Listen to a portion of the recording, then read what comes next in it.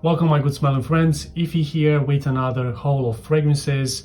Today I have 5 fragrances and only one of these I really wanted to have it in my collection. I did make a video with top priority fragrances that I want to add to my collection and that fragrance was part of it. The rest, I'm gonna say from the start that I found a great price on them, and even though I didn't really wanted to actually have them, I bought them to smell them, to get like a better idea and to make a proper and accurate review, because if I do a review from a sample, I cannot actually get an accurate feeling and description of the fragrance from just one sample. I don't know about you guys, but I need like a full day of wearing with 4 or 5 sprays of the fragrance, maybe even 2-3 days to get like a really accurate impression of the fragrance. So let me show you first the fragrances I'm talking about. The first one is the one that I said I wanted to have it in my collection. It's Moschino Forever. I think this one is a sleeper. Not many people talk about it. It was released a long time ago, and that's one of the reasons why people don't really highlight this fragrance anymore. Other reviewers will talk about recent releases rather than old fragrances, which could be really good right now, and this is one of them. The next one could be one of those cheap hidden gems. It's French Connection Man or Homme. I'm really curious about this one because I've read and I've heard a lot of positive comments about this one. The next one is Diesel Bad Intense. I don't know how many of you guys know about my impression on this fragrance. I mean, the original Diesel Bad, which wasn't like a really good impression because it reminded me a lot of Invictus by Paco Rabanne, which most of these fragrances, the fragrances these days are reminding me of. And I didn't actually want to have this in my collection again, but the price was good and I wanted to give like a full accurate review on this one. Maybe it's actually good, this one, in the intense version, who knows. If I don't like it, I'm gonna sell it anyway, so it's not going to be a big of a problem. So if these fragrances will not going to be good, even though these were, most of them were blind buys, I'm not going to put them in a blind buy top list or anything like that, because again, I did not want any of these fragrances except this one in my collection. So if this blind buy goes wrong, it's just going to be a resale for me and that's it. A really bad blind buy for me would be me wanting to try a fragrance which I cannot smell in a store, in a physical store, paying like full retail price for it and then realizing that I don't like the smell and selling it for maybe even less than the price I purchased it for. What else do we have? Live Irresistible Rose Crush. This is a fragrance for the ladies. I guess with this one I wanted to see how ambroxan works in a fragrance for the ladies and to see if this fragrance could actually be worn by men, because this is a thing that I tried lately and there are a couple of ladies fragrances that I like to wear for myself. So yeah, that's why I got this one. And the last one is Michael Kors Extreme Speed. With this one, Michael Kors gets a lot of attention when it comes to clothing, but in the fragrance department, not so much, at least for men. Now let's open the fragrances. Let's start with Moschino Forever. I want to remind myself of how good this fragrance smells. I did wear this one from a miniature. I wore that last summer and I was really impressed of the longevity, on how unique the fragrance smells, how pleasant and summery it smells, and I definitely from that time forward I wanted to have like a full bottle in my collection. And now I'm going to be able to enjoy like a proper 3, 4, 5 sprays of this fragrance, maybe 3 or less if it's really that good as I experienced it last summer. This one, I'm going to spray it right on my hand because I want to wear this like, okay, it's a really pleasant smell. Again, a very unique summer smell. It smells different than the regular summer fragrances. It has a unique kumquat note, which makes the fragrance special. And yes, it makes me think of how the skin smells when you're staying at the beach and in the sun, trying to get a suntan, and you get that skin scent, that warm skin scent when sitting in the sun. I cannot explain it better than that. You probably have experienced it. Definitely something I'm going to wear a lot this summer. Moschino Forever. I'm glad I now own a full bottle of this beauty. Let's move on to the one that I am the most curious of, which is French Connection Man. I'm curious about this one because this is the cheapest out of all. You know, you pay so little for it and you get an amazing value.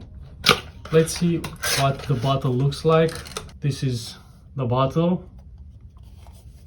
It looks kind of childish in my opinion. It looks like a toy more than an actual fragrance bottle, and it's all plasticky, so overall first impression not that great. Hopefully the juice would be great. It has a bluish color. Is it going to be a blue scent, or it's just going to be something unique? The sprayer and the bottle is ridiculous. I'm telling you, it feels like even the atomizer, look at it, not that great. The scent, it's pretty good, surprisingly good.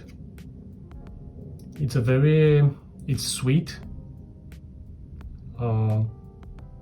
fruity, and it doesn't actually remind me of any other popular designer fragrance, even though it's like a mix of the most successful designer releases in the past 3-4 years. It does get me like sweet, fruity vibes. Balanced, it's not either too warm or fresh, but it's definitely something fruity with some vanilla or tonka bean in here. It's definitely surprisingly good. I'm looking forward to wearing this one and giving you my full review about it. Going to stay like this, which is pretty good until now.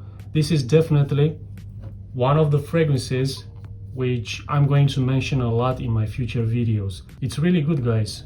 French Connection Man, or Homme. Let's move on. Diesel Bad Intense. This one is supposed to be a beast mode fragrance. For testing this, I have to wear it properly. So right now I'm just going to do a first impression. Hopefully it's not going to be like, again, one of those straightforward Invictus smelling fragrances. I really hope it's at least slightly different. So this is the bottle. It's not that much different from the original. It smells a lot like Invictus. Straight from the atomizer. Okay. It has something more, this one, where the original had that fruity freshness that Invictus has. This one is actually warmer.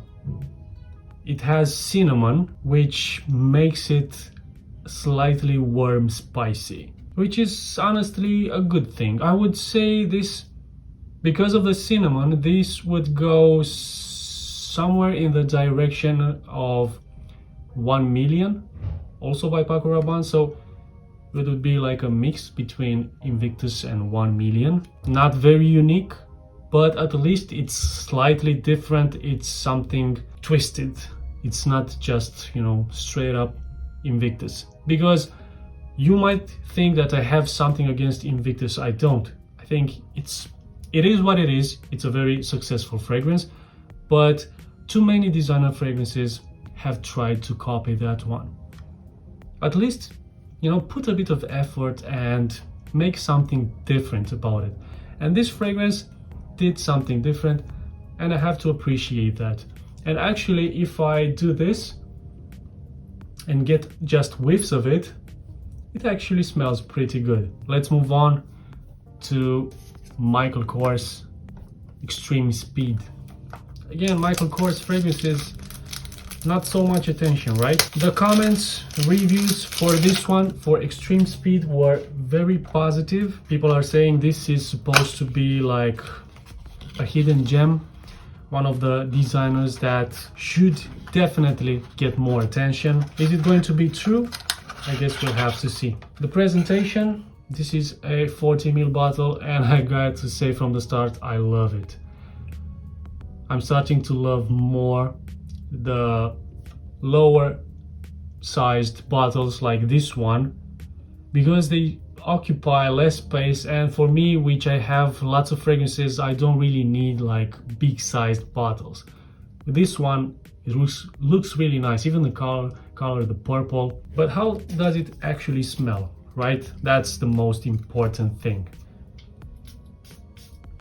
The atomizer, really good so far. The presentation, I really like it.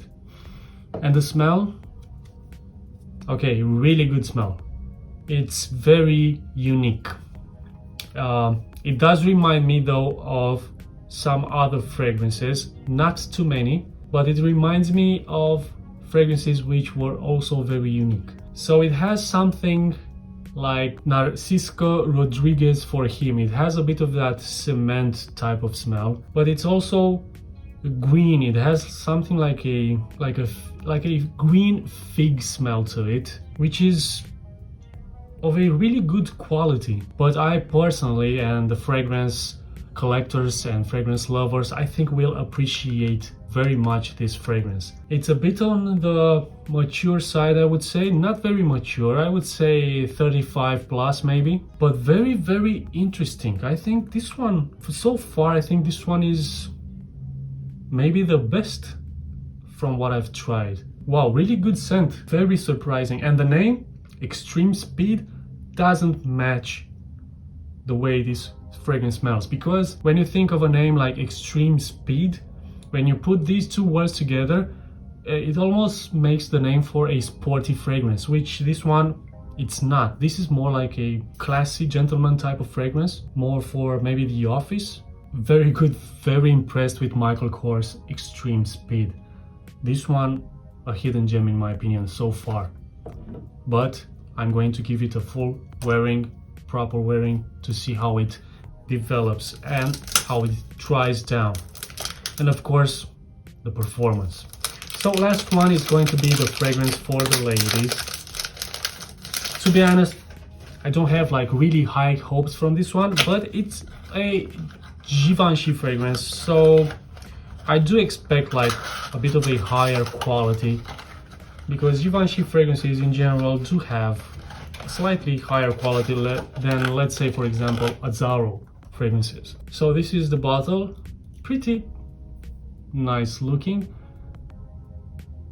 Not really a big fan of this cap though, which is feels pretty cheap, and it feels like at some point it's going to come off along with this part. But let's see how the fragrance smells. So far the presentation not so impressive. Maybe the atomizer will compensate a bit. Okay, the atomizer, very good. So let's see. It's definitely feminine. Definitely. Now that I smell it, now that the alcohol left and gave me a better impression now, I think this actually can be pulled off by a man. Especially men who love very sweet fragrances, like Armani Stronger With You, for example. Or even this one, Diesel Bad Intense. This is a rose-based fragrance. I'm getting the rose, but it's not a dominant rose. It's more of a fruity, citrusy, sweet type of rose. I think the composition is actually pretty balanced, where it's not either floral, fruity, citrusy floral, or a gourmand type of scent. It's all of these combined, and it actually makes a pretty good scent. I think I'm going to try to wear this one for myself, see how it goes, and I'm also going to test this one on Ioana to see how I'm perceiving the fragrance coming from her when wearing it. But yeah, the quality, it's pretty good. But I'm going to test this one even further to see how it goes. Definitely Michael Kors Extreme Speed, my favorite so far. So guys, until next time, you keep smelling great.